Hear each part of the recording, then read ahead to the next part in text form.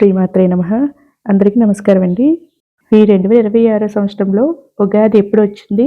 ఎప్పుడు జరుపుకోవాలి? ఈ తెలుగు నూతన సంవత్సరం పేరేమిటి? ఈరోజు ఉగాది పచ్చడిని సేవించవలసిన శుభ సమయం ఎప్పుడు? పంచాంగ శ్రవణ సమయం ఎప్పుడు? అసలు ఉగాది పండుగ అంటే ఏంటి?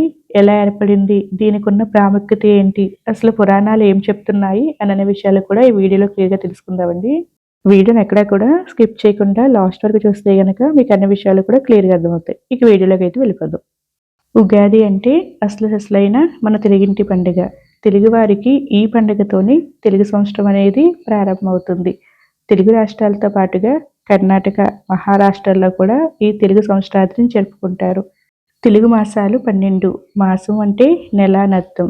తెలుగు నెలలో మొదటిది చైత్రమాసం. చైత్రమాసం మొదటి రోజున పాడ్యమి రోజున కృతయుగం ప్రారంభమైందని పురాణాలు చెప్తున్నాయి. అందుకే ఈ రోజును ఉగాదిగా జరుపుకుంటూ ఉంటారు. ఉగాది పండుగ ఎలా ప్రారంభమైంది, దాని విశిష్టత ఏంటో ఇప్పుడు తెలుసుకుందాం. ఉగాది అంటే యుగానికి ఆరంభం. యుగ ప్లస్ ఆది యుగాది.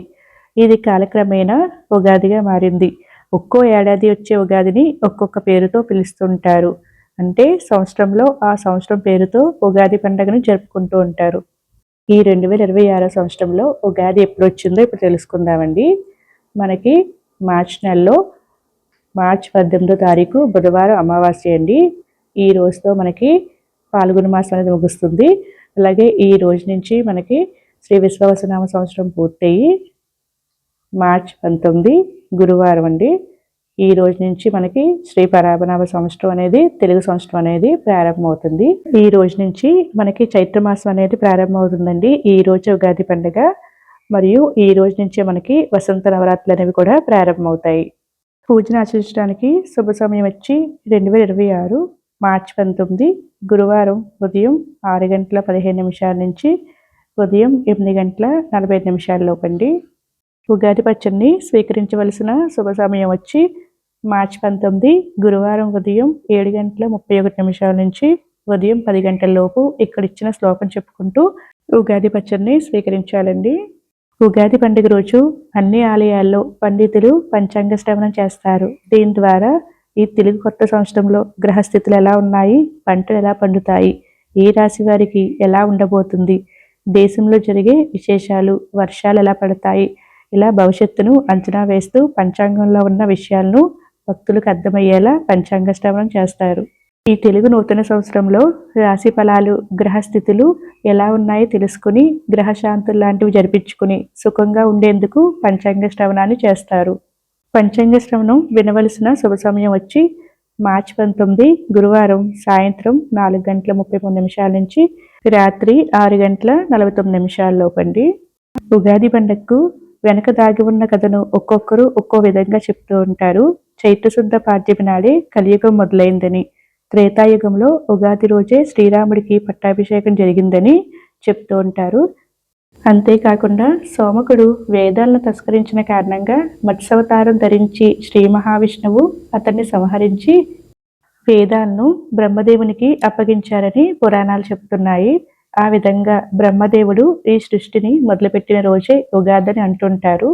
మొదట తెలుగు చక్రవర్తి శాలివాహనుడు ఈ ఉగాది రోజు నాడే సింహాసనాన్ని అధిష్ఠించాడని కూడా చెప్తూ ఉంటారు. చైత్రశుద్ధ పాడ్యమి రోజున సూర్యోదయ వేళలో బ్రహ్మదేవుడు సృష్టిని సృష్టించాడని నమ్ముతూ ఉంటారు. అంటే కాలగణాన్ని, గ్రహ నక్షత్ర ఋతుమాస వర్షాదికలను బ్రహ్మదేవుడు ఈ రోజే వర్తింపచేస్తాడని ఒక నమ్మకం అండి. అంతేకాకుండా వసంత ఋతువు కూడా ఈ రోజు నుంచే మొదలవుతుంది. మన తెలుగు సాంప్రదాయంలో ఏ పండుగ చూసినా అది ప్రకృతితో ముడిపడి ఉంటుందండి. అందులో ఉగాది అయితే ఉగాది పచ్చడి ఒక ఔషధం లాంటిది. అంతేకాదు ఉగాది నాటికి ప్రకృతిలోని చెట్లన్నీ ఆకులు రాల్చి కొత్తగా చిగురిస్తాయి. కోయిళ్ళు కొత్త సంవత్సరానికి స్వాగతం చెప్తుంటాయి. అందుకే తెలుగువారు నూతన జీవితానికి మొదలుగా ఉగాది పండుగను జరుపుకుంటారు. ఒక్క మన తెలుగు సాంప్రదాయంలోనే కాకుండా మరాఠీలు గుడి పాడ్వా అని, మలయాళీలు విషు అని, సిక్కులు వైశాఖి అని, బెంగాలీలు పాయల్ బైశాఖ్ అనే పేర్లతో వారి వారి ఆచారాలతో ఈ ఉగాది పండుగను జరుపుకుంటారండి. తెలుగు సంవత్సరం మొదటి రోజు కావడంతో ఈ రోజు నుంచి మంచి పనులు ప్రారంభిస్తే మనకు సంవత్సరకాలం అంతా కూడా సంతోషంగా ఉంటారని నమ్ముతారు.